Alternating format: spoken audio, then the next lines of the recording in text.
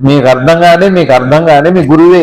ఇన్ని పండుగలు ఉద్దేశాలు కూడా నిన్ను నువ్వు తెలుసుకోవడానికి ముహూర్తం. అది గురు పౌర్ణమి అన్నది దేవుడి పండగ కాదు, నీ పండగ, నిన్ను నువ్వు తెలుసుకునే పండగ. నిజమైన మన జన్మదినం. ఇది బాగా గుర్తుపెట్టుకోవాలి. మనందరం కూడా గురు పౌర్ణమికి వెళ్ళి దేవాలయాలు, ముఖ్యంగా గురువులు అనే వారి దగ్గరికి వెళ్ళి, గురువు గారు చెప్పారు, మన గురువు దగ్గరికి వెళ్ళి కృతజ్ఞత చెప్పుకునే రోజు అది. ఎందుకంటే భగవంతుడు మనం చూడలేదు, చూడాలని తప్పన మంచిది. అది భగవంతుడు దయతో భగవంతుడు చూడాలనే కోరిక మనకు పుట్టినప్పుడు భగవంతుడు ఏం చేస్తాడంటే దయతో ఒక గురువు రూపం తీసుకొని, ఆ గురువు ఈ గురువు అని కాదు, ఎవరికి ఏ గురువో వారికి వారు ఆ గురువు రూపంలో ఎదురుగా ఉంటారు. వాళ్ళ యోగక్షేమాలతో పాటుగా ముఖ్యంగా వాడు భగవంతుడు చూడాలని తప్పంతోనే గురువు దగ్గర చేరతారు. ఇవాళ అంటే ఏవో జ్యోతిష్యం, ప్రశ్నలు, వాస్తు అవి వేరనుకోండి. ఒకప్పుడు అట్లా లేదు.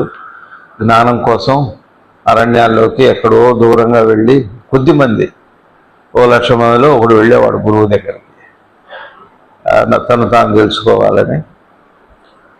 సరే, కాలంలో వచ్చిన మార్పు వల్ల మనకి ఈ మాధ్యమాల రూపంలో మంచి మాటల దగ్గరకు వచ్చినాయి. అది ఒక అదృష్టం. అది చెడ్డ మాటలు కూడా బాగానే వచ్చినాయి, రెండు సమానంగానే వచ్చినాయి.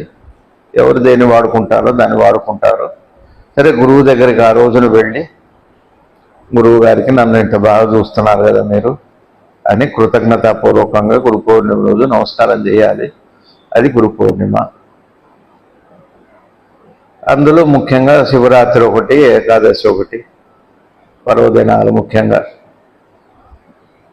శివరాత్రి విశేషంగా జ్ఞానాన్ని అడిగే రోజు. సరే, దాని గురించి చెబుతున్నారు. గురు పూర్ణిమ అనున్నది ఒకరి యొక్క నిజతత్వం యొక్క పరిపూర్ణతను పొందు రోజు అని నమ్మబడును అన సనాతన సాంప్రదాయంలో మన విశ్వాసం ఏమిటి అంటే,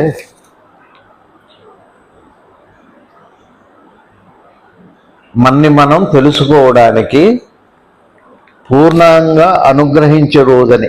అది గురు పౌర్ణమి అంటే. ఆ రోజున ఒక గురువు దగ్గరకు, లేకపోతే మనం గురువు లేకపోయినా కూడా మనకు ఆ కోరిక కలిగితే పూర్ణంగా అనుగ్రహించే రోజు అంటే గురు పౌర్ణిమ అంటే. మనం తెలుసుకోవటానికే. ఇది మనకి పెళ్ళి అవ్వటం, మనకి పిల్లలు పుట్టడం, మనకు ఉద్యోగాలు రావటం, ప్రమోషన్లు రావటం, ఇళ్ళు రావటం, అది లౌకికం. ఎట్లయినా ఏదో అవుతూనే ఉంటాయి. అది ఎట్లాగో దానికి ఓ రోజు ఏం లేదు.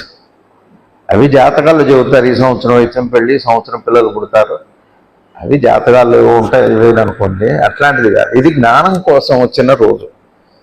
ఎవరికైనా ఇప్పుడు మన జ్ఞానం కావాలనుకోండి, రేపు ఎప్పుడు మళ్ళీ గురు పౌర్ణమి వస్తుంది. రేపు మళ్ళీ జూలై మాసంలో, ఆషాఢ మాసంలో ఆషాఢ పౌర్ణమికి వస్తుంది. అది ఏదో రోజు ఉంది. మళ్ళీ ఆ రోజున మనం ఏమిటంటే అడిగితే ఆ రోజు ఆ కోరిక తీరు. నాకు భగవద్ దర్శనం కావాలని అనుకున్నాను అనుకోండి, అది ఇచ్చే రోజు.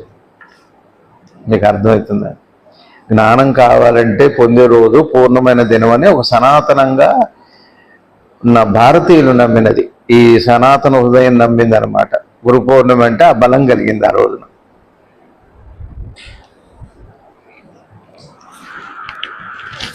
గురు పౌర్ణమి రోజు కూడా వెళ్ళి మాకు చదువు కావాలి, మాకు పిల్లలు కావాలి, మాకు పెళ్ళి అవ్వాలి, డైవర్స్ కావాలి. నిజమే, గురు పౌర్ణమి రోజు డైవర్స్ అడిగితే మంచిదే. దేని నుంచి? నా అహంకారం నుంచి, నా మోహం నుంచి, నా మమకారం నుంచి, దాని నుంచి విడాకులు అయితే మంచిదే. ఈ దేహం నుంచి విడాకులు అయితే మంచిదే, దేహభావం నుంచి. మరి దేహభావం నుంచి విడాకులు ఎందుకు? సంబంధమే అది కదా, అడగం. అది అట్లాంటి ఉత్తమమైన రోజు ఇంకేముంది అసలు. కాబట్టి ఇప్పటిదాకా ఒకవేళ మనం మిస్ అయినా, రేపు ఎప్పుడుందో చూడండి. మళ్ళీ గురు పౌర్ణమి ఈ సంవత్సరంలో ఈ జూలై నెలలోనో ఎప్పుడు వస్తుందో చూడండి. ఆ రోజున ఇదే అడగండి. జ్ఞానం కావాలంటే ఆ రోజు పూర్ణంగా తీరు. పూర్ణ జ్ఞానం మళ్ళీ కొద్దిగా రావటం, ఏదో కొద్దిగా జ్ఞానాలే ఈ సంవత్సరం, మళ్ళీ వచ్చే సంవత్సరం రూపాయలే, ఇటుక మీద ఇటుకు కట్టడం లాంటిది కాదు. జ్ఞానం వస్తే మొత్తం ఒకసారి వస్తుంది, తేప కాస్త రాదు. ఇవాళ కొంచెం, రేపు కొంచెం. పిల్లవాళ్ళలాగా కడుపులో పెరిగినట్టు పెరగడం, బయట 6 అడుగులు ఇవ్వడం లాంటిది కాదు. అది జ్ఞానం అంటే ఒక్కసారి చీకటి. ఇప్పుడు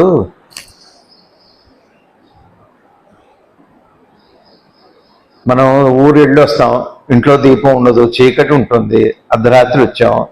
ఆ చీకటి అప్పటికి వచ్చి ఎంతసేపు అయిందో, మీరు ఎన్నాళ్ళు వదిలిపెట్టిపోయారో, ఎన్నాళ్ళు చీకటో, ఒకసారి ఆ స్విచ్ మీద లైట్ వెలగగానే చీకటి పోయింది అంతే.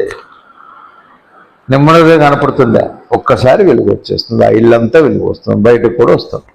అట్లాంటిది గురు పౌర్ణమి అంత విశిష్టమైన రోజు అని చెబుతున్నారు. శివరాత్రి ఎంత గొప్పదో అట్లానే వైష్ణవ సాంప్రదాయంలో ఏకాదశి, వైకుంఠ ఏకాదశి,